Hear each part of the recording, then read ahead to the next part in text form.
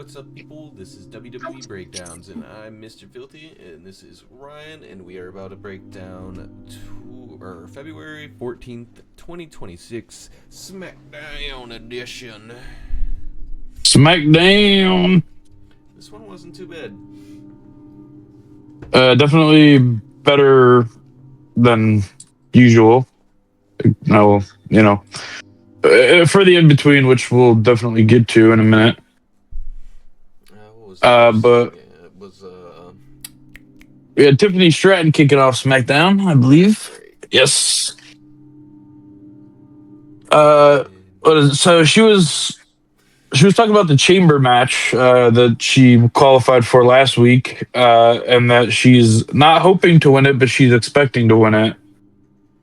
Don't expect things in a wrestling match.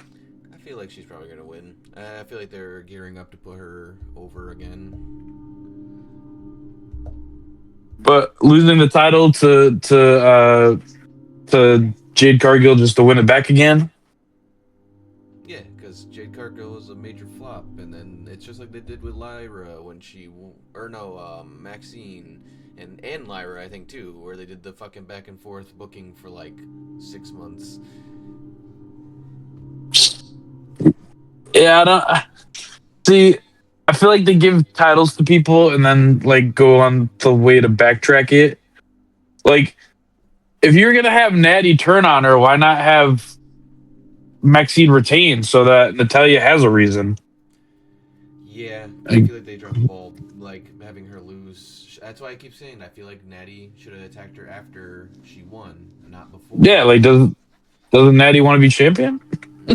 No, she apparently doesn't. She doesn't care about matches. She just wants to inflict pain for some reason. She's like, I guess, Kane now, basically, more or less, where she just hurts people and then never wins anything. Oh, like how Kane had a sick obsession with torturing Pete Rose. Yeah, or fucking Matt Cardona. We'll get to that. It looked like he hurt I think he did. We had Lash Legend and Nia Jax interrupting her. I guess they're together called the Irresistible Forces now. I think it's just And that was irresistible, right? maybe I don't know. I couldn't tell if they were talking about Nia or they were talking about the team because It's he used to be the Irresistible Force, and now it's like they're both the same thing. I think it's just irresistible because I was looking at the match on the WWE net or not network, fucking YouTube channel, and it said irresistible. I believe like just the word irresistible. So I think they took the force off because, like you said, it was one of them already, and now it's just that they're doing the Viking Raiders experience thing. War Raiders, Viking Experience. Yeah. Yeah, they have like 6 different names in like 3 months. Like every week, it seemed like they'd come out to a different name and they couldn't stick with one. Right. I'm starting to like Uh, Irresistible. They're starting to grow on me heavily because of Lash Legend. Very little to do with Nia, but she makes Nia look good, and that's a She does. feat. So like, I gotta give her props. She makes Nia look less useless. Yeah. So Lash tells Tiffany that they're winning the titles tonight, and Tiffany kind of like is like, "Oh, you're the new me," like when I was with her. And Lash is like, "Well, I'm the actually improved version of you," and I gotta say, she's not really wrong. Yeah. Like Lash is kind of a beast. I'm not gonna lie. She's the actually capable of wrestling and athletic version of Nia that she pretends to be. Yeah, that is true. She says Nia's winning her qualifying match next week, and Nia's gonna pin her before she could say Tiffy time. That was a Now, cool line. I can't lie. She got her with that shit. yeah, but also the numbers are randomized, so if they don't start the match, I mean, I'm just poking at technicalities here, but I mean, Nia could last, Stratton could match. It all depends on who starts. Lash comes out at the end, and she's like, "Oh, well, we don't even get to fight because you got knocked out in the beginning." Like, you know what I mean? Yeah, right. It just comes out from underneath, pulls a Shawn Michaels, when he cost the Undertaker. Remember that? I don't because I don't know if does Lash have a qualifying match. I don't know. Maybe she does. I don't know.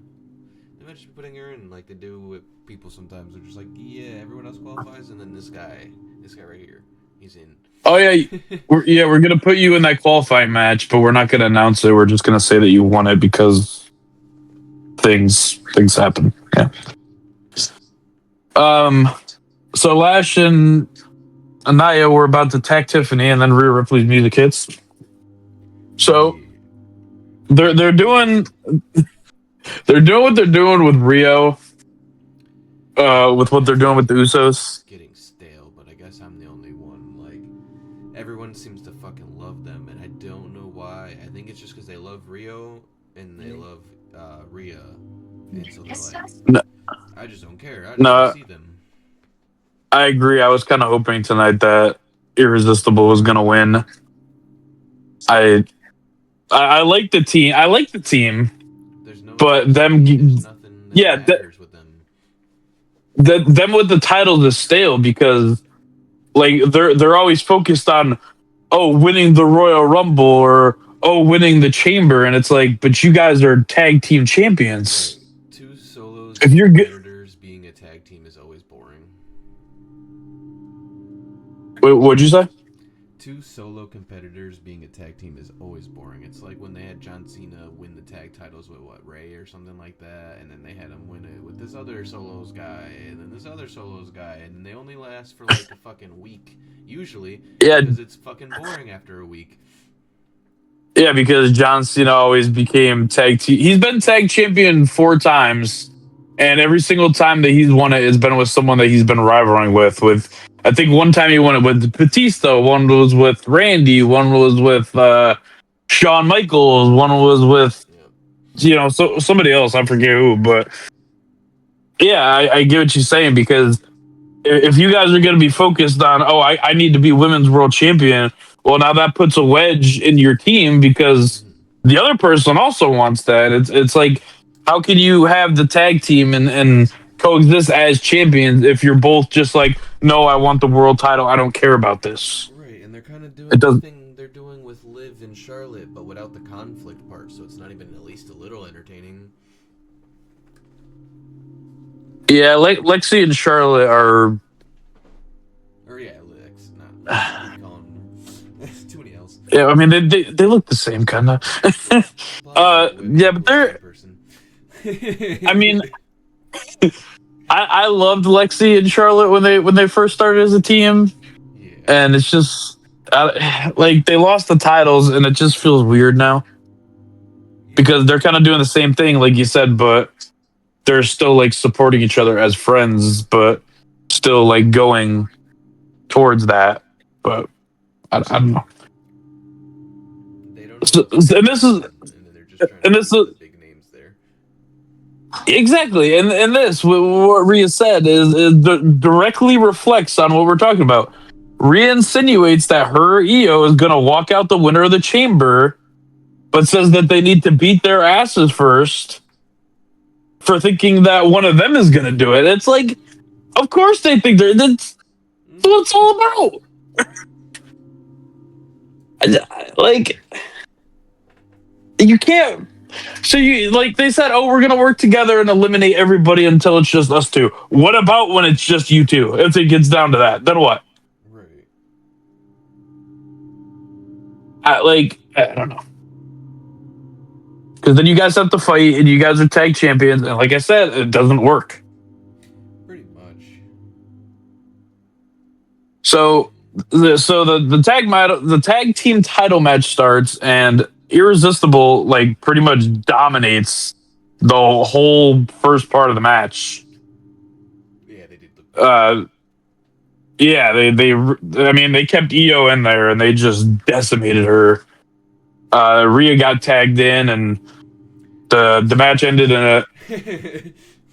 So was it a no contest or was it a DQ? Because the referee just like lost control of this match.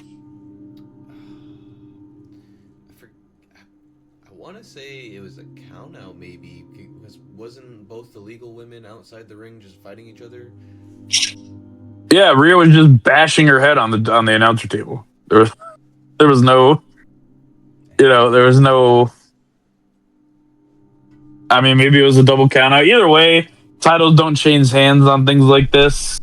So obviously, Rio are still the champs. Which is good But on their part, because you talked all this game just to cost yourself the fucking titles. Like, I don't know. I know Rio was exactly, doing the offense on the outside at that point, but, like, you should have just been in the ring. Why are you even going outside? it's it's a good way to not make Irresistible look weak by giving them a clean loss. It's kind of like a nobody lost kind of thing. Right. Um, then there's a huge brawl outside the ring, and Lash and Nia set up a table outside the ring and put Rhea on it. Now, this is where I got a little confused because Nia Jax was on the apron, but apparently wanted to go to the top rope. Yeah. Nia does not do top rope stuff. Okay. Especially not outside the ring to the middle of the outside of the ring where the announcer table is. I don't like. She would just hurt herself. She would, like, not go as far as she thinks she's gonna go and then just fall. Yeah, I mean, that's a pretty far jump. If you're doing it from the apron, that's one thing, but you're doing it from in the corner, that's a whole nother. Not even necessarily known for being athletic. She's just big. And all that weight Exactly. is hard to move off that rope.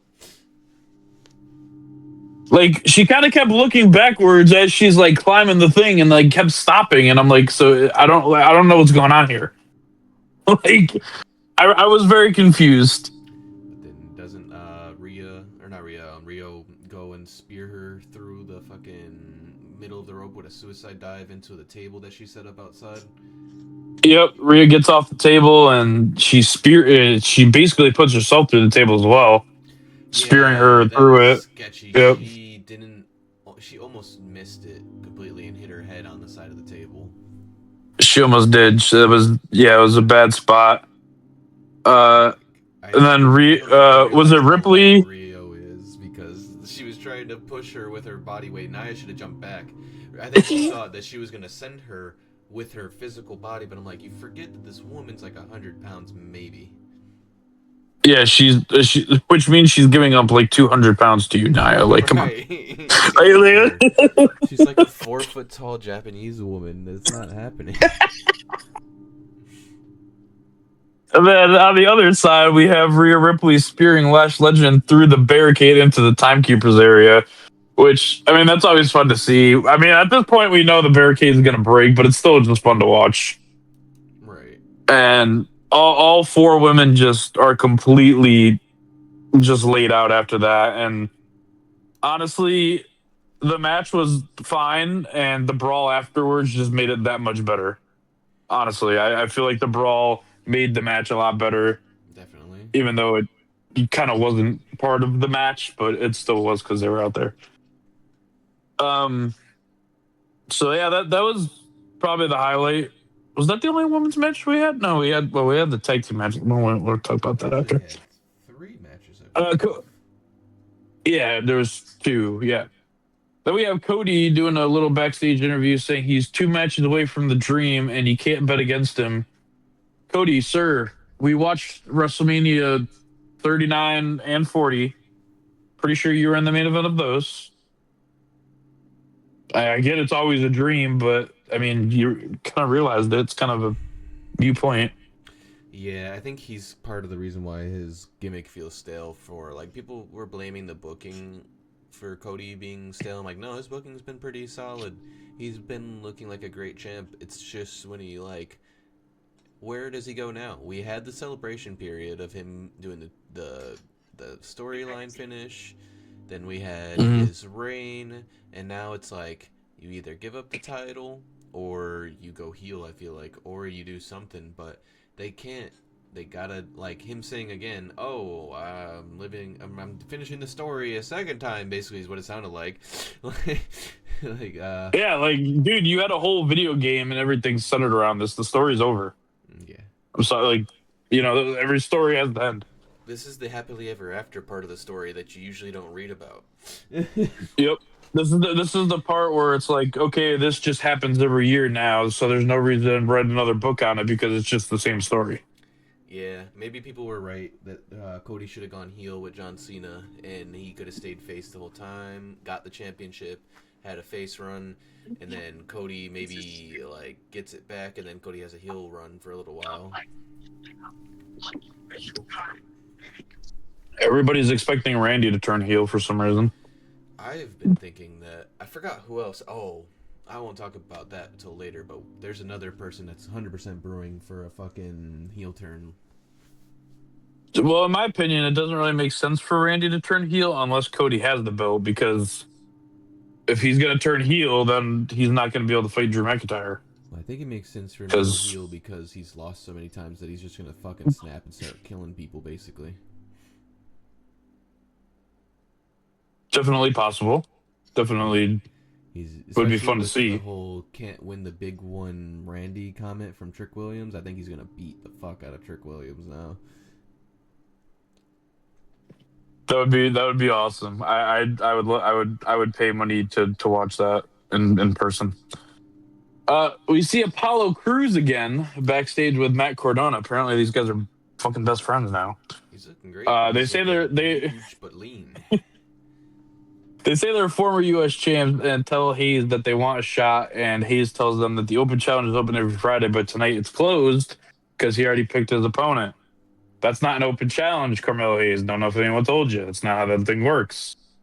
He said, "Don't But you question said my it's closed, abilities." so I guess you kind of saved it. It was open until it was closed. What you mean? Yeah, I guess so. It's like a store, right? It's open till it's closed. He kind of runs into the Miz, and the Miz like spells out his name in like a way that he's gonna teach him something. I don't really remember exactly what it was because it was kind of odd. But Hayes just basically tells the Miz he better hope he's a better teacher than he is a wrestler. To me, that was funny. Damn. I'm telling that to the two-time World Heavyweight Championship or champion holder. Also, a two-time Grand Slam champion. You're telling that to Is the like 20 bajillion time tag team champion it is? Yeah, yeah. You're telling that to the Miz. You're telling that to the It- Hollywood A-lister? the guy who main event, the guy who starred in the Marine like 3, 4, and 5 for however many else they did after number 2. Is the Marine Nah. movie really considered an A-list movie though? According to the Miz, because he was promoting them shits like hell when he did them. Every week he came out. Oh, I'm the star of Marine 3, the moving target with Summer Rae. Like, dude, it's not that big a deal. Relax. Yeah, I don't know. The first one was okay, but you weren't even in it, so whatever. Right. Wasn't Randy one of them too? I think it was Cena in the first one, Randy was the second one, and then the Miz did like 3, 4. I don't know if there was a fifth one or not. Or am I thinking of 12 rounds that Randy Orton did number 2? I think no, Ted DiBiase did the second Marine movie. Randy Orton did 12 rounds too. That's what it was, I think. TBS, that's a whole nother fucking can of worms, but Yeah, we're not gonna open that one. So Mello cuts a promo in the ring and says he brought prestige back to the belt just like the guys before him. And you know what? I agree, because you're doing an open challenge and defending that thing every week. That's definitely putting respect on this title and bringing prestige to it. definitely more than the other people who did similar stuff did. I feel like Sami Zayn's didn't count for as much. Sammy, yes, I mean he did the open challenge, but Sammy had the title for what? Not, I mean, same with Elia. Like they didn't have the title long, but they still tried to do it. It seems like, I mean, Melo's matches are entertaining every week. It feels like a toned-down version of the 24/7 champion or the hardcore champion, Loki. Now I'm like, at first I was kind of getting the whole like building it, but like, unless you build someone with those open challenges, it doesn't actually mean anything to have the open challenge. I feel like. Yeah, I get what you're saying, and I think they're they're pushing this Melo and Ilya Dragunov stuff like too much. I mean, yeah, they've had some good matches, but they haven't really like been like, you know, I mean, they've been bangers, but they haven't really been that great. You know, Melo I needs new feel, people to wrestle. He needs to get away from yeah. mid card people who don't deserve to be like getting these title shots. I know the open challenge is open, but that's kind of the problem. I know they're trying to do the whole gets to be seen on TV bullshit, but I'm like, no. Some people deserve to be seen on TV more. Where's the Damian Priest? Where's the Why is Finn Balor not trying to go for the U.S. title while he's waiting for the fucking WWE title? I guess because he's a Raw superstar. I don't know. I Or don't. yeah, The I brand mean that's split. fair, but you get what I mean. People of his Yeah, caliber. yeah. There should be. I don't know. Like Damian Priest never does shit. Why don't he give a fucking title match? Mm-hmm. He should be the See, new like U.S. they. title. Yeah, he was great as U.S. champion. I loved his U.S. title run early. What was it 2020? It was Shit, why is perfect. Randy not having the title right now? Give some legitimate You thing to it. fucking if Randy Orton won the U.S. title again, I'd fucking accept it. Okay. They should do that. Do the whole like, since I've been on a losing streak, basically. Well, not really. Like obviously he's won here and there, but then he always loses the big one. And so like, I'm gonna go back to my roots, win the U.S. title, and then I'm coming for the World Heavyweight title. I mean, Drew McIntyre did call him Randy can't win the big one Orton. That's who said it, not I Drew. mean, Both of them be talking fucking mad shit. both of them be talking shit. So he calls out Ilya, and after he gets in the ring, the MFT come out, and Solo tells him, "You keep losing, and you need to get back. You need to get to the back of the line because it starts with me." Solo, you lost the fucking match too. When did you had? Okay, don't And sit there and say the line starts here because I'm no. It doesn't start then with you. Dragunov tries to say something, and this fucking guy's like trash promo skills. He's like, he just imitates him like he's a 5-year-old. Shut your ass up. He's like, oh, yeah, your family left you last week and you couldn't find them for your match. He's like, don't talk about my family, Ilya. Yeah, or what? Fair enough. And then Ilya Dragunov literally volunteers Mello. He's like, oh, well, me and Mello are ready for a fight if you guys are. Mello never said that he was gonna fight them with you. He wanted to fight you, Ilya. He's like, I don't know about Oh, that. I don't really care about helping. I don't care about him. I don't care about either of you. You guys are my opponents. He said, I'm so not yeah, even a face. he I'm Camelo Hayes. He's not even a face. He's a heel. Why the fuck does he give a shit? he tries to make the MFT put the tag team titles on the line against them too, and it's like, no, that's not no, that wasn't the match. I mean, worth a So shot. Double champ shit. yeah, I mean, I agree with it. It's fine. Dominic does it. It's fine. Is he ever gonna wrestle? How long is this man gonna be injured with his like fucking ankle or whatever I the fuck shoulder? I believe he's healed now. I mean, he's been on TV. Just he's more involved in this live storyline than he is with people challenging for his titles. Is Because he ever gonna you know, fucking defend? He's worse than goddamn Jade Cargill. yeah, you're right. You're definitely right. I thought there was a rule that it was 30 days if you're injured, you have to run those titles. Apparently, if you're Dominic Mysterio, those rules don't apply to you. Dom's probably been holder for like over 100 days and has maybe 2 defenses. Yeah, he doesn't have many defenses. Not well, you got to think he just lost it to Cena in November and then won it back like a few weeks later. Yeah. Oh, so he was champ for 204 days before that, and he defended it maybe fucking 2 times. Damn, that's wild. That's actually crazy. Let me see how many times he's defended it. I don't think it was much. I'm not gonna lie. Da, da, da, da, da. 1, 2, 3, 4, 5 times. 6 times, 7 times. He averaged 205 days. He defended his championship 7 times. Is that just the IC title? Make sure you're not counting the AAA belt there. No, that's just the IC title. He only Yeah, no, defended it at Backlash on Penta, Money in the Bank. He did it at SummerSlam against AJ again, and Raw against AJ, and then Rusev, Penta, Rusev, and then Penta and Rusev, and then John Cena. there's the article here saying that Cargill's first title defense in 100 days overshadowed by Dirty Dom, which we'll get to later. um, so yeah, so I guess that title rule doesn't apply. Maybe they abolished it, or maybe it's just because he's Dominic Mysterio. I don't know. So the MFT attack Mello and Ilya, and then here comes Apollo Crews and Matt Cardona again. Apparently best friends. Is Apollo still in the WWE, or is he a part of fucking whatever bullshit promotion Matt Cardona's a part of? Who? Apollo? No, he's still part of the WWE. They actually said during the 10-man tag match that we're about to talk about that he just came back from a torn pec injury.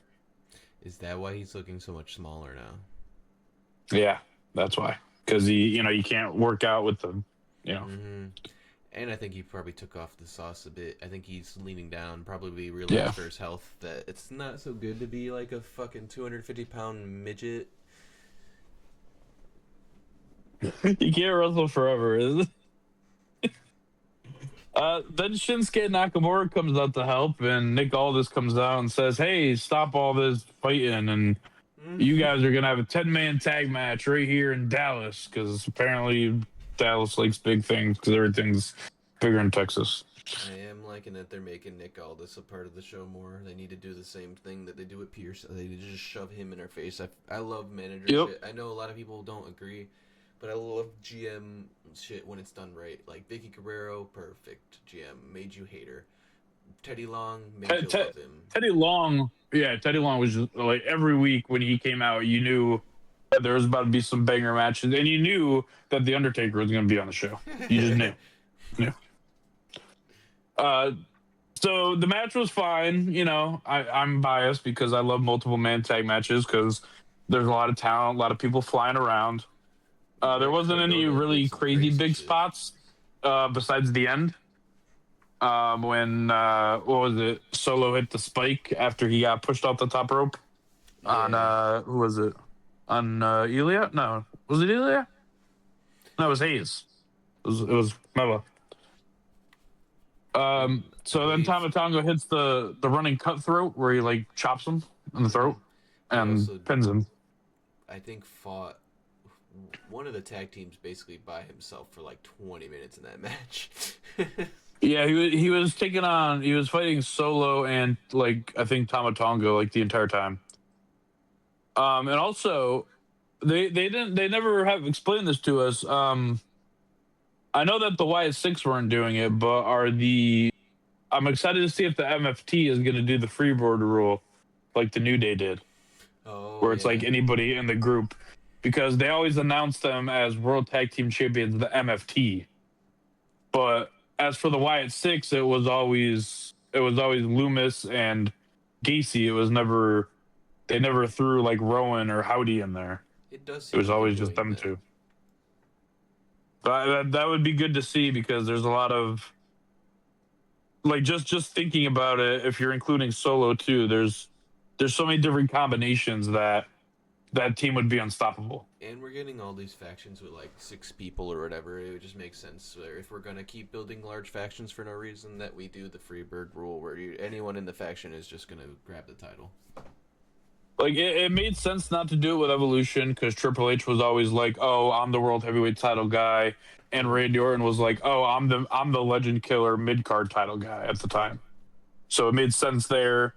The New Day, they did it perfectly. Like they even had like different setup names for who was wrestling that night. So I hope that continues into what MFT is trying to do.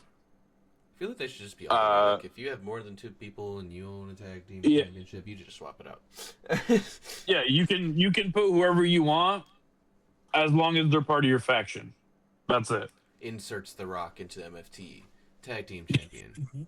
Automatic tag team championship holder Just by comes out default. with that probable title, and he's like, "This is now part of the MFT." He said, slaps their titles out of their hands and gives them those. This is mine now.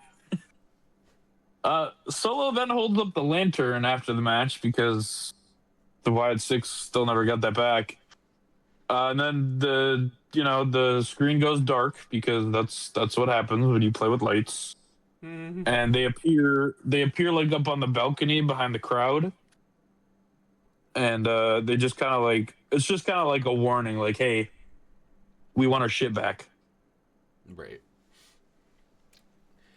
And then there was a backstage segment where like he was bragging about it basically, and then they had a picture of Tama Tonga with a band-aid over his mouth or something like that, basically saying like shut the fuck up. Or not is that what that Solo. was? That was a really like cryptic image. I couldn't really see what. It was like a caricature Is that what it was? image of Solo. Yeah, that's what that's what I was thinking. Mouth. Oh, and then this part, Flair apologizes to Alexa Bliss by giving her an autographed picture of herself. I mean, that's a valuable picture. Hey, I'm sorry that I did this to you. I'm going to sign this picture of me, and I'm going to give it to you as a gift. Because I'm sorry. What they're building is Alexa's going to turn on her, but it's like, it's not even really a heel turn because Charlotte is so fucking socially retarded. Charlotte is Ric Flair's daughter. Leave it there. Yeah. Charlotte is Ric Flair's daughter. She's like, you can sell that on eBay. For a lot of money. I mean, probably. And then we get who the fuck wants Charlotte Flair's autograph, like other than like a 5-year-old girl somewhere in Nebraska. Yeah, right. I only know Charlotte. And then we get this really odd backstage segment with Nick Aldis. He tells Priest and Truth that they have qualifying matches next week, but that's not really the important part.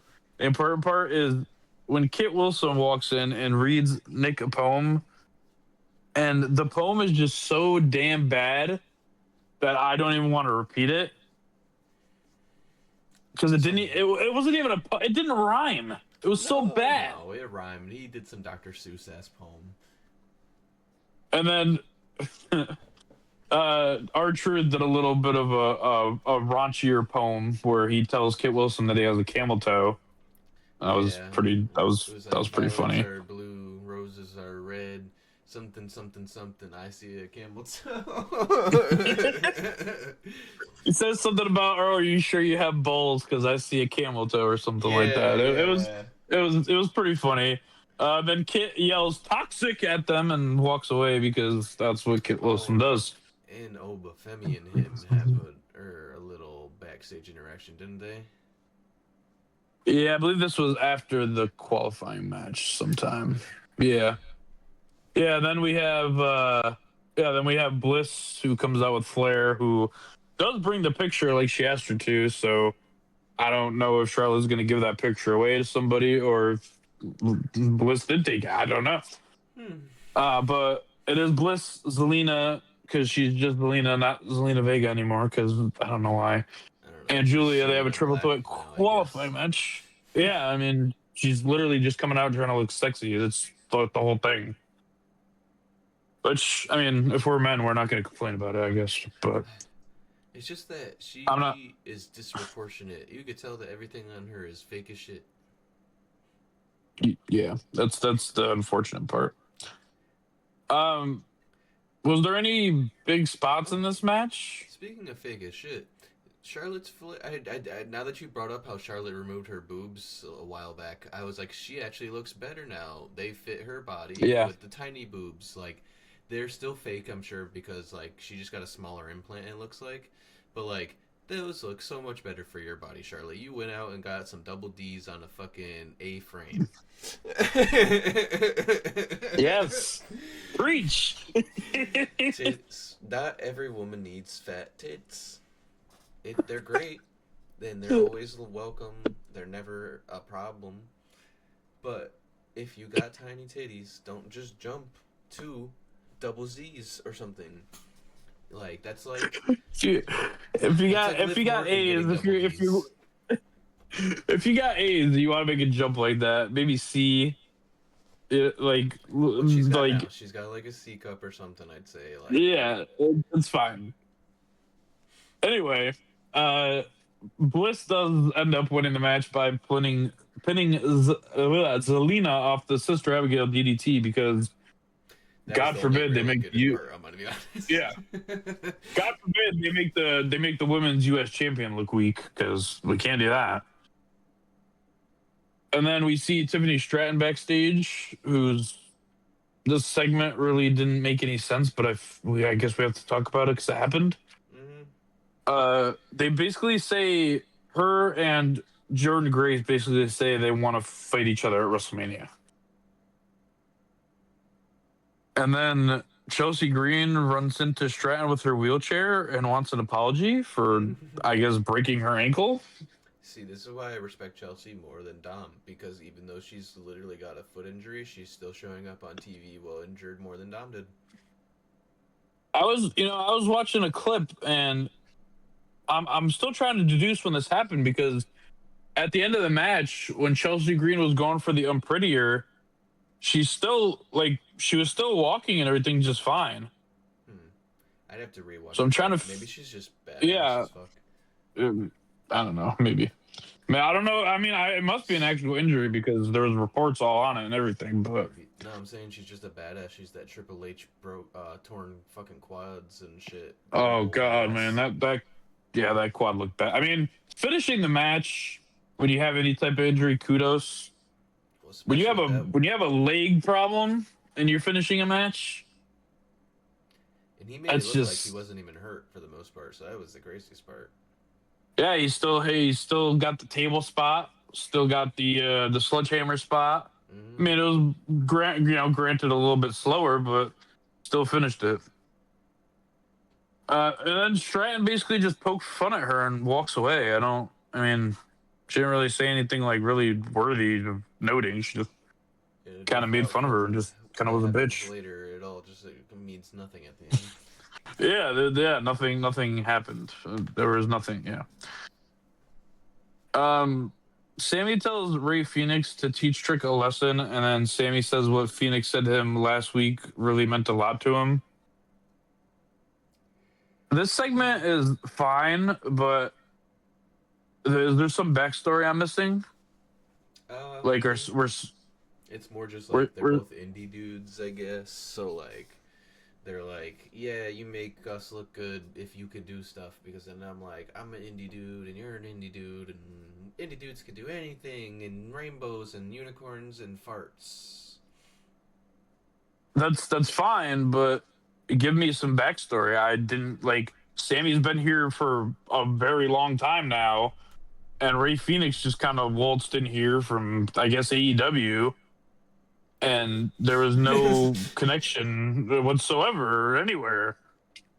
I think it's I just an mean, indie guy connection, kind of like how they try to be like that with every indie wrestler. They're like, we're indie wrestlers, guys.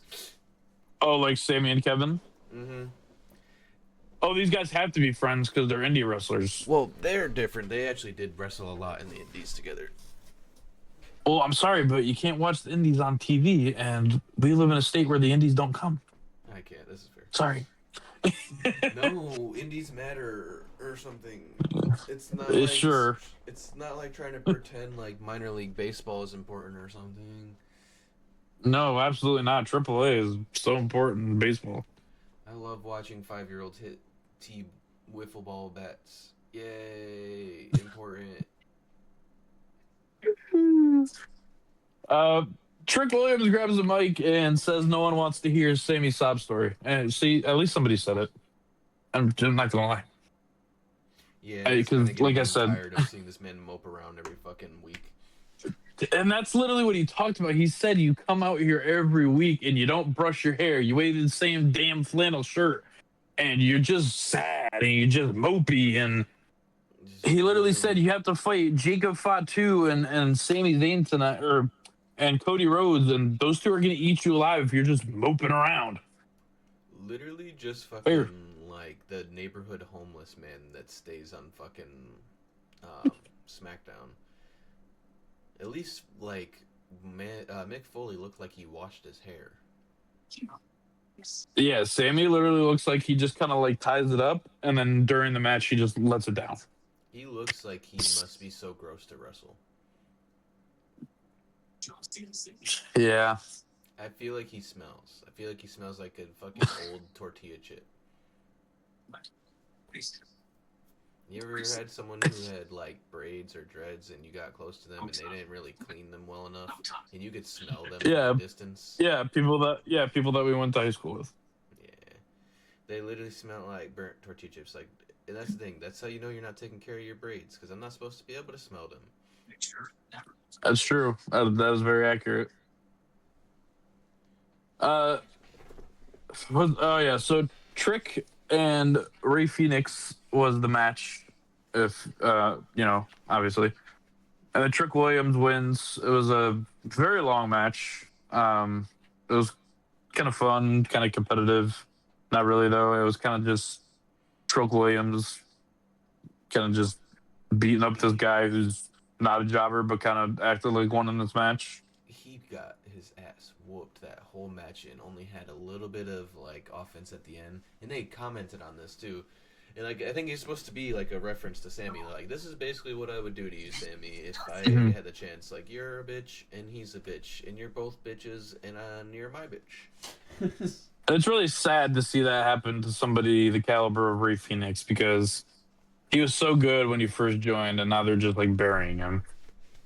He's a luchador. Luchadors are in the WWE at least are only there to entertain the crowd. They have zero chance of being the next Rey Mysterio, basically. And they were trying to make it. Well, I guess that was Penta and Dragon Lee, but Dragon Lee's never going to be at that level. Penta, Even I feel like Penta, could be at that level one day, he could be at any but point, but are they going to let him? Probably not. no, probably not because Rey Mysterio is Rey Mysterio, and we can't have anyone be better than Eddie Guerrero. Right. They're like, we had one luchador that we cared about, and we got Dom, so that is what it is. Yep. Okay, and then Julia and Kiana James run into Io and Rhea, and they kind of like poke some fun at them because Julia's like literally having a mental breakdown. Yeah, she's just screaming in Japanese from their back.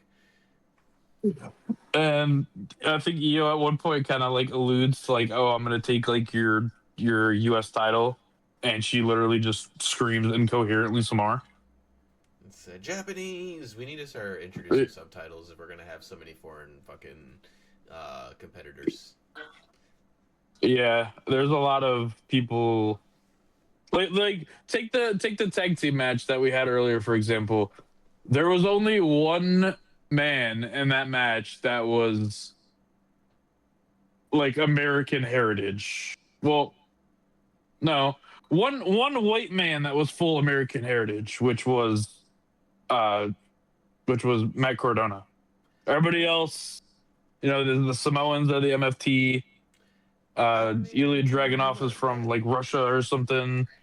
I don't even care about that. It's more just like it takes me out of the immersion so bad when I don't know what the fuck they're saying to each other and they're having a full conversation in another language and I'm Yeah, just supposed to like use their body language as an inference to be like, "Oh, they're mad at each other. I don't know about what, but they're mad at each other." and then if you turn subtitles on, it just does like that arrow thing out and says like, "Oh, speaking Japanese." So you're like, okay, the Yeah. TV doesn't know what the fuck they're saying. So it's Like like whatever, I guess. and Like they do it for Shinsuke's promos sometimes where they'll put the English subtitles so you actually can hear his fucking promo. which is fine because I don't think he speaks English very well anyway, so I that's believe fine. that was at the But beginning of his career. He didn't. I believe he does now, though. yeah, but Io seems to speak English pretty well, from what I understand. Completely fine. So there's no reason for her that when she gets angry that she needs to talk in Japanese. Right. It feels a bit stereotypical to do that. Yeah, it's strange. But even if they are gonna do it like that, they're just throwing the anime element. Is what it feels like. It feels like a little mini anime fight, like of just arguing like how people scream at each other in Japanese and shit in anime or whatever. But like, Yeah, it definitely is. it's not even just that. Same with like Stephanie Ferker. A third of her fucking promos are in Spanish, and I get it. It's supposed to be a special message to her people and the people who understand. But I'm also part of the audience. I would like to know what the fuck is being said. And Exactly. yeah, what about? Or I'm sure I'm not the only one. There's probably someone in Japan who's like, I don't speak fucking Spanish. I speak Japanese. Exactly. Exactly. Um. Finally, Jade's first title defense, I believe, of her whole reign, which has been I over think she had. 100 days. I think she had one other defense. I think it was literally only one. I think it was maybe, but we're just gonna call it the first because I don't remember anything about the last one. During the intros that Mike Nash is doing, because yeah, I guess he's the ring announcer. He Liv Morgan comes out, and Dom sets up this whole ringside Valentine's Day dinner while they watch the match, and I'm already thinking to myself like, okay, this is already the highlight of the match. Holy shit, you're actually right. No, that's literally her first live title defense. The only time she's ever defended it was on fucking house shows. After 3 And she's been months. champion for how many days? 3 fucking months. And this isn't a mid card title. This is the women's WWE championship. That's a criticism I'll take for people to give to Triple H. The fact that he hasn't stripped her of her fucking title yet. Apparently, it doesn't matter how long you don't defend it for because the 30-day rule, like I said, is gone because they didn't do anything about Dom. Then injure that bitch and put up the title in a fucking four-way. The only way you can give up the title, apparently, is if you're like legitimately injured and you need surgery, or if you're pregnant. That's it. That's literally it. Also, But courtesy, I hope Naomi doesn't come back straight to a title shot, bro. She was so boring. But on to the next stuff. yeah, no, she definitely needs to. She definitely needs to earn it. But anyway, during this match, we saw a bottle of Dom. I don't know what was in that. Champagne, as the sophisticated individuals say. Was it champagne?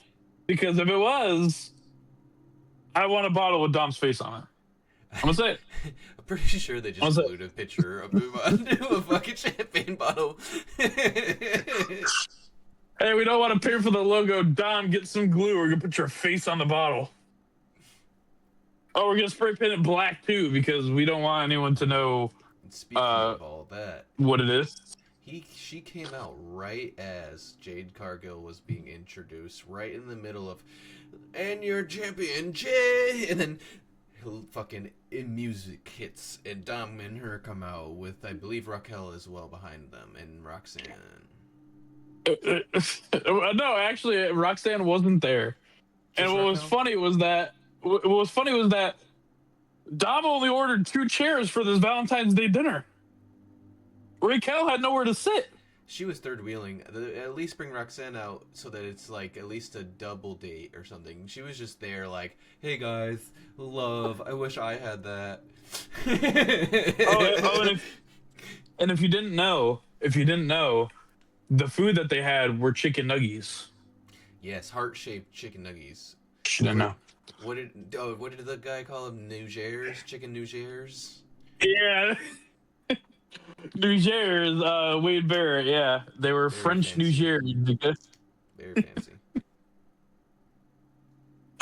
So the crowd was dead besides the times that they cheered for Dom. Like, they were not active during this match at all. Which is they crazy, literally just wanted to chant Dirty Dom. Bro, which is crazy because when they came out, they popped so fucking hard for them. They did. And then dead. The match was also very clunky. It wasn't good. It wasn't a good match.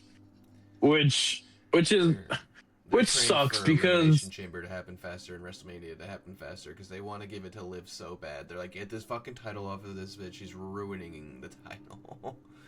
you think she's picking Jade? If she picks anyone other than her, it's a mistake because Stephanie's going crazy. She's like popping off on Raw. She's keeping the title like popular. Jade hasn't defended in literally 3 months, and nobody gave a fuck about her first title defense at all. Yeah, because I feel like if they like, doesn't that kind of break up the Judgment Day, or do you think the Judgment Day is gonna go to SmackDown with her? So I gonna be don't some kind of think. trade. I think Raquel losing twice in a row to this bitch kind of just settles like, or was it twice? She's at least lost, and she's gonna lose again. She's not going to win, so just give it to Liv. That's true. So Jade wins with a one arm jaded as her arm was hurt during the match. And Joe Test tried to make this seem like it was such a big deal Hmm. on commentary. And it didn't hit for anybody. It really didn't. It was bad. It was just bad. It's not the It's same really bad. without having Michael Cole and Wade Barrett, you know? That's yeah, it's true. Michael Cole and Corey Graves are fine. I feel like Joe Test and Wade Barrett are kind of like the commentary duo. Like they when Liv and Charlotte, I'm doing what you did now. When Alexa and Yep. Charlotte were out there, they were talking about the whole. What the hell did they call it? They called they didn't call it Valentine's. They called it something different, but it was like Valentine's. I forget what it was, but they were kind of like joking around about that, and they kind of made it like a reoccurring thing until after this match. Then they stopped, but it was just they're just kind of like the commentary guys, like the fun ones, I guess you could say. They're good. I'm biased towards Michael Cole always. He's my Yeah, favorite like person to hate Michael's on the goat. commentary. So then Jade gets in her face and tells Liv that if you challenge me at WrestleMania, that'll be your ass, and basically alludes to her beating uh Jordan Grace and leaving her a toxic waste. uh, I don't know why they didn't just give it to her. Cause like then if you're gonna do the Raquel thing, you got the chance to have her fight like Raquel, and then at least you can continue the story with that a bit, and then maybe do the Tiffany Stratton thing like they were planning. But like at I least think then if if Liv had Raquel already beats made her, her, it makes more sense. You know what I mean? yeah, exactly. I think if Liv had already made her choice, maybe there would have been a title change there, especially if she didn't pick Jade. But them keeping the title on her is kind of like their way of like Right. building suspense, I guess, in their minds. No, Which fuck Jade Gargano. She's garbage. then we see Johnny Gargano backstage, and he says to his wife that he has nothing left while he's laying on some like equipment. And she says, "Well, I'm gonna fix this," and then literally pushes him down on the cartway.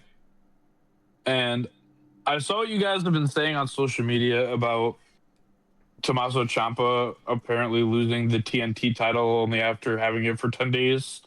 And I just want to say that I told you so because you guys were so damn excited when he got to AEW and he literally already flopped. So instead of you guys telling him, oh, call Triple H back, nah, he's got to bite the bullet that he took. Right. So sorry. I'm sorry. So we talked about the drawing on the locker room door. Fucking Kit Williams again. So Oba Femi is getting offered a SmackDown contract by Nick Aldis. And then Kit bursts in and Nick reads the poem where he makes fun of Oba Femi. Yep. Kit, not your best day. Friday the 13th was there for you today, sir. And then Oba's like, oh, well, if you really feel that way about me, then why don't we have a match next week? And he's just like, and walks away. I don't know if you heard it, but the crowd booed that so hard. I hate. Just know that if you like Kit Williams over Oma Femi, I actually hate you and your mom. Well, no, I'm saying when they announced the match, like when Nick said, "Yeah, the match is official," the crowd booed that so hard. Yeah, because I think I don't think. they're cheering for fucking Kit. I don't think it's because of Femi. I think they're literally like, no, why are you punishing my fucking femboy? Well, if Mister Toxic Man over there didn't write a poem degrading somebody, it wouldn't have had this problem. Bury him. Bury him. Send him back to NXT. Send him back to NXT. Where all the So, useless gimmicks like that belong. yeah, that's where Kit needs to be. We see Drew McIntyre then doing a backstage segment, apparently right by the curtain, even though he wasn't on the show. Not sure why he was there, not in the locker room. But anyway, he's basically talking shit about everybody and says that Chica Fatu is going to be the most comfortable in the chamber because he spent the most time behind bars. Got him. Fucking criminal. There, it's not bars in there, Drew. It's a metal chain. Just there's bars that connect them. And then he tells Sami that he's going to win tonight because he's a good man and tells him good luck. And Sami has the most confused look on his face I've ever seen from a wrestler in my entire life. I'm just going to say it. He walked out to that match looking so damn confused. Bro just is the homeless man of fucking SmackDown. He said, I'm confused, I'm sad, and I'm greasy. Hey, let's just say at least he doesn't wrestle in those damn flannel shirts that he wears every week. I like flannel shirts. I'm a fan of them. His just look like 2 times too big for him, and he wears them way too often. Like, just saying. I get that you're Canadian, Sami, but you don't have to wear only flannels. You can wear other clothes. It's fine. It's it's not gonna kill your character for me. Just saying. So Rhodes, Fatu, and Sami Zayn start the match, and it's a triple threat. So it was interesting. We got some tables pulled out, and Fatu was like, "No, we can't use those, even though there's no DQ." Mm-mm. But Fatu didn't want no tables, so whatever. And then Cody and Sami both tried to like superplex Fatu off the top rope. But it took Cody and Sami to finally hit it. Mm-hmm. And they called that working together on commentary, and it's like, not really, but sure, that's fine. Whatever you want to call it. Fatu had the match won with the pin on Sami, and then Drew hit the Claymore, and then throws Fatu over the announcer table. And then he goes in, I believe, to finish the job off on Cody and puts Sami over him, and then assumes he's going to pin him and starts to walk away. And then Cody Rhodes kicks out at 2.5. Then Drew's trying to pull a John Cena on us. And then he goes back in. He fucking beats up Cody some more. And I think one point he had put at one point he had put Fatu through the announcer table. Possibly, yes. I believe he might have done that as well. Think. So he like you said, he beats up Cody some more, and then haluva kick from Sami, costing himself the match somehow, because then immediately Cody's like, I don't give a fuck. Fucking Diamond Cutter and or not Diamond Cutter. Crossroads. Yeah. The Crossroads, the perfect finisher for Cody Rhodes.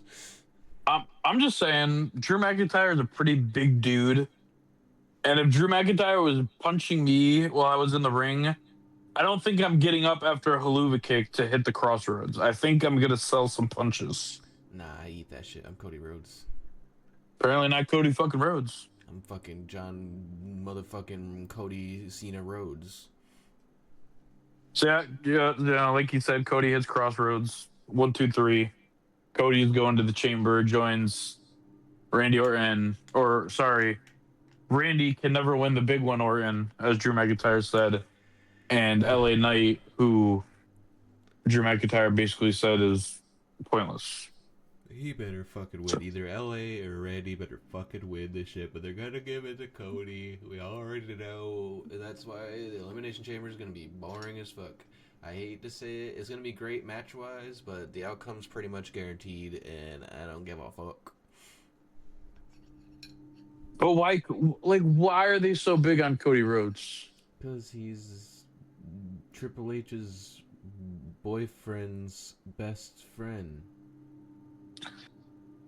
Drew McIntyre needs to defend the title now against Jacob Fatu at Elimination Chamber because he cost him his qualifying match. That's also it too. I feel like there's no point in him losing the qualifying match just to not win the Elimination Chamber, or not qualifying match. I don't believe there's any point of Cody losing the Rumble just to not win the Elimination Chamber. What would be the fucking point of him building that process with Drew, and you know what I mean? Yeah, he only interfered in that match with those certain people in the qualifying matches. He didn't interfere in Orton's match. He didn't interfere in LA Knight's match. And it's sad because we've been asking for Orton to get his next title run. We've been asking for a LA push for like 3 years now. And I'm just gonna say it. Thank God Vince got booted out when he did, because we still would have had LA Knight walking around as fucking Max Dupree or whatever the fuck his name was. Poor Maxine Dupree still has to hang on the freaking theme of that name. Is that where that comes from? Jesus Christ. If you remember, for 2 months when LA Knight came to the main roster, he was called Max Dupree, and he hated that gimmick, and so did everybody else. Because we were expecting LA Knight when he came up to SmackDown, and that's not what we got. We got some weird Frenchman. And then he brought her in like, hey, this is my sister, Maxine Dupree, because I'm Max, so that has to make her Maxine, right? Right, Vince? Everyone's name has to sound the same if they're related, right? Don't fucking understand. No, don't get it. Kane and Undertaker don't sound the same. Okay, the one exception, but everybody else, Deuce and Domino, freaking, well, they weren't brothers. They were, one was married to Sherry, so they were brother-in-law.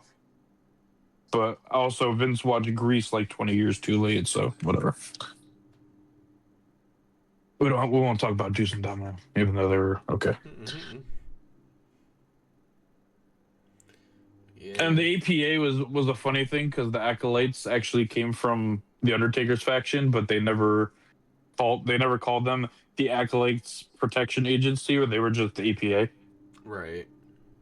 So, in case you guys didn't know what the APA stood for, that's where it came from. I thought it was Alcohol Protection Agency. They'd love to protect alcohol inside their stomach. They did. All they did was drink beer and play poker. Mm-hmm. The best way to get paid for being on TV, bro. That must have been the funnest time. The perks of being connected to Ron Simmons. You just get to chill on TV and drink and talk shit. Ron Simmons used to get paid like who fucking knows how much to literally show up at awkward moments and just go, damn. I believe it's because he's the first African American World Heavyweight Champion, so that's why he gets to do whatever the fuck he wants. I'm just saying, like, if you got paid however much to show up at random awkward moments and just say damn, he said you've made it. You made it. He said, I'm big black and I say damn. Damn. Literally had a shirt that just said damn on it. You made it, sir. Hey, listen, if Stone Cold could have a shirt that just says what on it, why can't someone else have a shirt that just says damn? I mean, they're basically paid Stone Cold to just come back and say what now, too. I know, but shit, people still say it nowadays. It's crazy. They were doing it with Trick Williams earlier. Every time he was talking, what? That needs to be a troll for Trick Williams every time he talks, but he's too over. They were chanting "whoop that trick" with him when he was. I mean, I don't know. I still don't really like the guy. I mean, it's not because he's arrogant. I think he's just a dick. I think he's all right. I just don't get it. I don't get what his thing is. Like, he's just basically, I don't know how even to put it without sounding fucked up. He's just a, is his role just to be like a generalized black dude?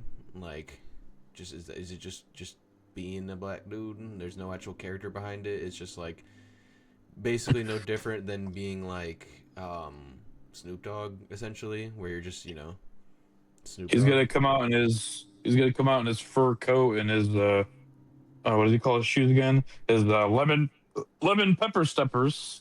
It's kind of like why didn't like Ric And Flair? His gold gimmick is I'm just a rich white guy. yeah, that was Triple H's gimmick at first, and he's like, I fucking hate this. And now Trick Williams is basically the Hunter Hearst Helmsley of black culture. And today's economy, yeah, Yeah. pretty much. Which is fine if that's the thing. I guess that's his gimmick, maybe. But I'm like, where does he go with it from there? Yeah, it's kind of just like I have clothes and I have cool names for my shoes. I have these Right. green ones at home, and I call them green pepper steppers. It just feels like saying a bunch of buzzwords to get the crowd to cheer for you, even though he's supposed to be a heel.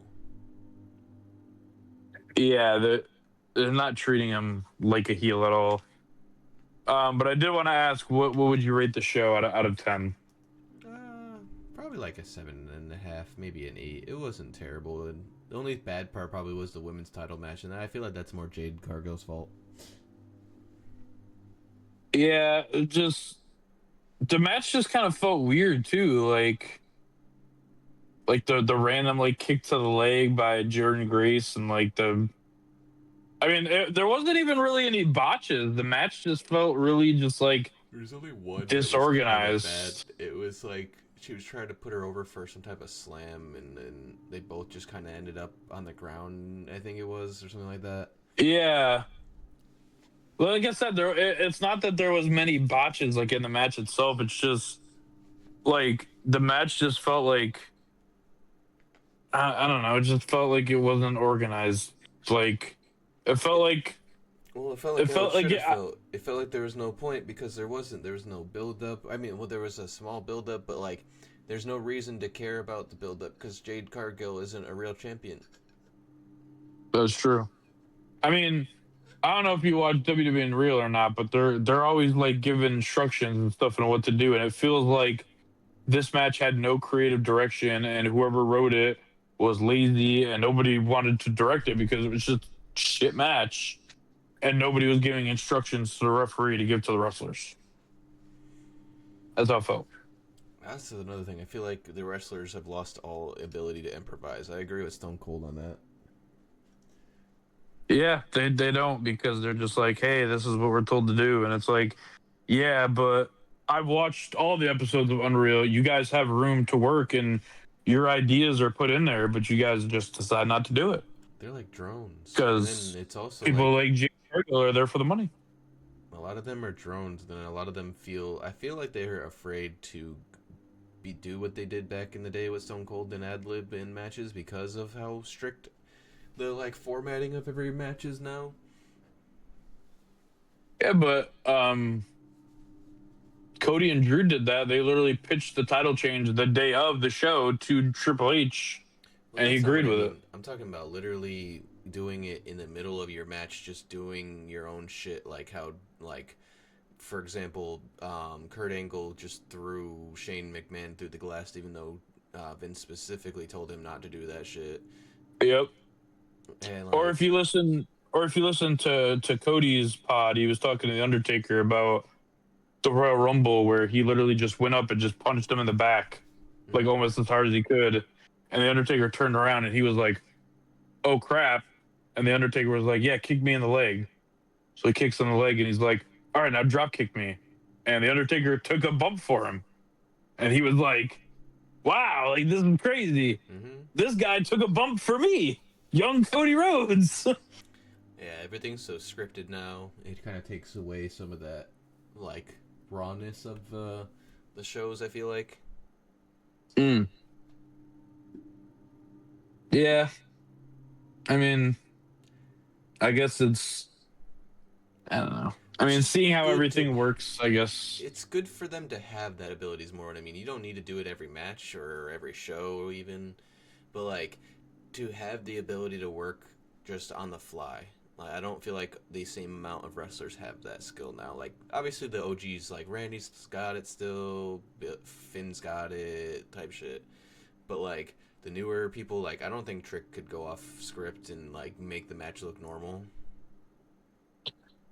I mean, I guess it's because they came up in the industry of it being that way, but it's like if you don't have that creative direction, then you can't do it because not 100% of the match is scripted. It's just kind of the big moments and then the finish. But that's what it seems like nowadays. Is it seems like more and more of it is predetermined before they get in the ring, type of shit, and it's less like communicated to you while you're going. You know what I mean? Like I know it still Yeah. happens, obviously, but like I feel like it happened more back in the day. Well, on Unreal, they were showing the Becky Lyra match at SummerSlam, and they went off script on that match a ton. And But I that's think what it I'm was saying. Like the OG Natty's wrestlers wife who. TJ was getting pissed. That's what I'm saying though. Like But OG wrestlers do that more, but like because like technically for the women's division, like Becky's an OG wrestler. Like she's technically old, I guess now. Like, but more or less, I also feel like they have more freedom because nobody cares about the female wrestlers matches like that. Realistically, they're just like assumed to be flops in the sense of like they already know money wise that the men's matches get more attention than the women's matches do, and so or at not least according to most of them. yeah. No, I shouldn't say all. Like obviously, Charlotte Flair is an exception. Becky's usually an exception, but if we were to compare the like Maxine Dupree to say Randy Orton matches, like I think everyone cares way more about a Randy Orton match than a Maxine Dupree match, even though they're both mid carders at this point. Nikki Bella said that the women's matches are on the same level as the men matches now. Well, yeah, she's wrong, but that's okay. She also thinks she can wrestle.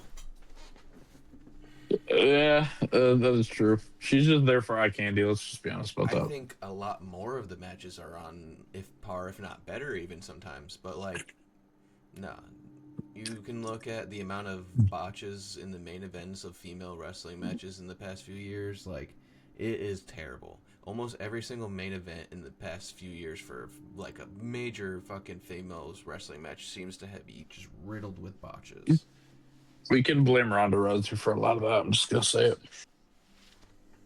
Not even If just you're that talking about the though. past couple years, but Like all the shit with like Naya breaking people's fucking faces.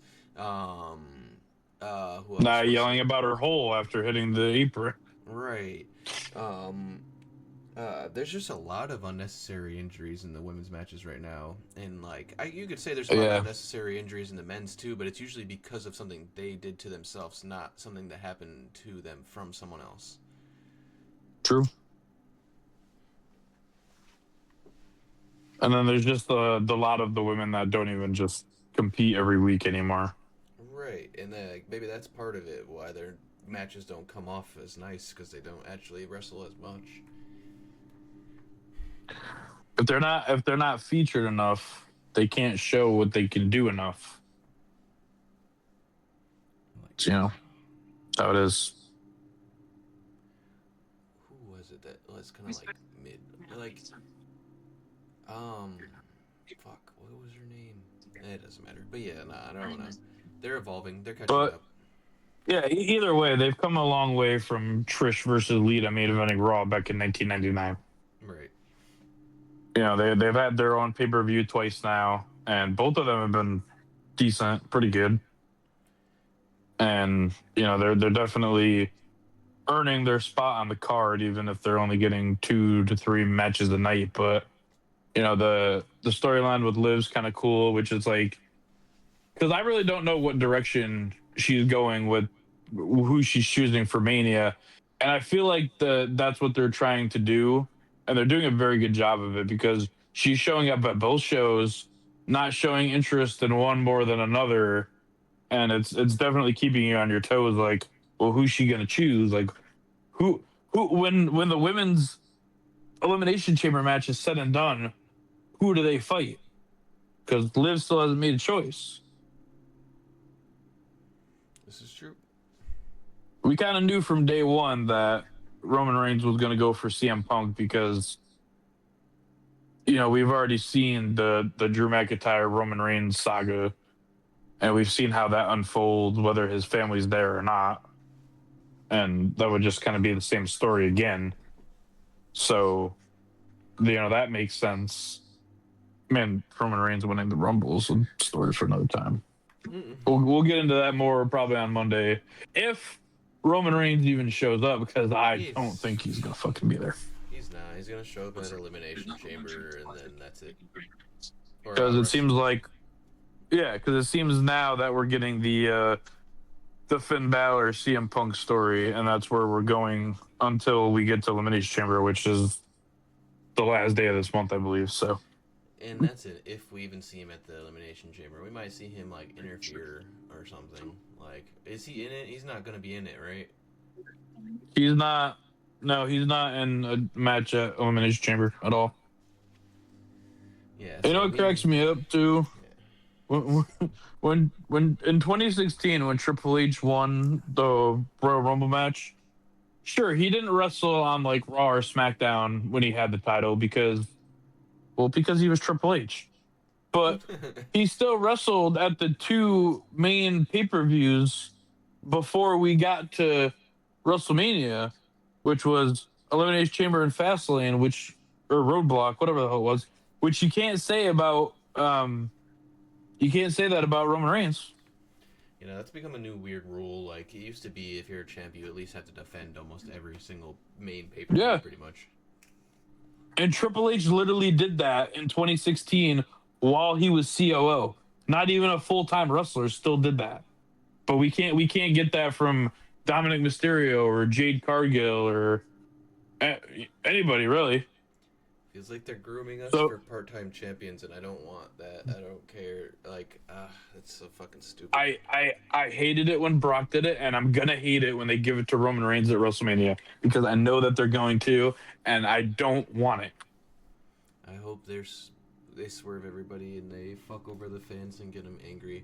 It seems like they're trying to do that more often, and I like it. Pissing off the fans is the quality that Triple H seems to embrace, and I'm kind of for it. Because guess what? If Roman Reigns loses at WrestleMania, you're not pissing me off. I'll tell you that much. Well, yeah. And I'll be a happy fucking camper. Angry fans are paying fans. They want to see what happens and if their boy gets his shit. I mean, eventually, you have to get that payoff where it's like, okay, the fan favorite win. Fan favorite wins whether he's the babyface or not, because Roman Reigns kind of falls into that category of I'm not either. People just like me because I did a cool gimmick a couple years ago and then I disappeared and now I'm back. But at least with Roman, like, you could have him lose a couple times as a story building tool, and it wouldn't actually take anything from him. So that's why I feel like he's the best dude to do it with. But he's also an egomaniac. Yeah. He's the Hulk Hogan of our generation, where he's like, no, I just win. He really is. Whether you guys who are Roman Reigns fanboys choose to accept that or not, that's the reality that we live in. They're the same type of people who would defend Hulk Hogan to this day. They're like, well, I know he called people the N-word all the time, but, like, I don't care. I mean, Mark Henry said he's not racist, and he had a talk with him, and then, like, he understood that it was bad or whatever, but, like, I love you, Mark, but of course that's what he's gonna say. Yeah. I guess he was a Hulk Hogan fan. I don't know. Speaking of Hulk Hogan, they're taking him out of the that All-American beer thing that they did. He's not part of that promotion anymore. They're taking him out of the commercials. Yeah. It's damage is done, right? He had bad press before the N-word thing came out. I don't know why they picked his ass. I have no idea. But I think that's all we have for today for Smackdown. You guys like, subscribe, leave a comment, let me know what you think, and then we will see you in the next one. Argue with us in the comments, feel free. We're going to tell you why you're wrong. Because, that's what we do. my opinion and his opinion are the only opinions now. That's it. That's all that matters. We'll see you in the next one, guys. Peace out. Later.